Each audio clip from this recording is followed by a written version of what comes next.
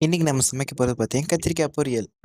First ஒரு 150 ML எண்ணெய், அதில 5 பச்சை மிளகாய், நம்ம துண்டு துண்டா நறுக்கி வச்சிருக்க கத்திரிக்காய். இத போட்டு நல்லா பொறுமையா வதக்குங்க. அதில கொஞ்சம் உப்பு போடுங்க. ஏன்னா உப்பு போட்டா கொஞ்சம் வேகமா வதங்கிரும். அதனால கொஞ்சம் உப்பு போட்டுருங்க.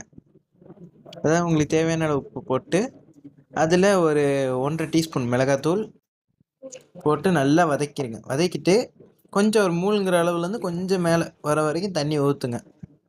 நல்லா பொறுமையா கிளறி விட்டுக்கிட்டே இருங்க. வதக்கி விட்டீங்கன்னா, கொஞ்சம் அனல் வந்து பாதி அனலா வைங்க. அது போய் இந்த மாரி கொதிக்குது பாருங்க. அப்போ வந்து ஒரு ஃபுல் அனல்ல வச்சுருங்க. நல்லா பொறுமையா கிளறி விட்டுக்கிட்டே இருங்க. நல்லா வெந்து அது மேல வரணும். அதே மாரி நம்ம சேனல் நெறைய பேர் சப்ஸ்கிரைப் பண்ணாமலே பார்க்குறீங்க. கொஞ்சம் நம்ம சேனலுக்கு சப்ஸ்கிரைப் பண்ணிட்டு பாருங்க. இத பார்த்தீங்களா? நல்லா தண்ணி சுண்டி இத பாருங்க எப்படி நல்லா கட் ஆகுதுன்ட்டு. ஆனா இன்னும் கொஞ்சம் வேகணும்.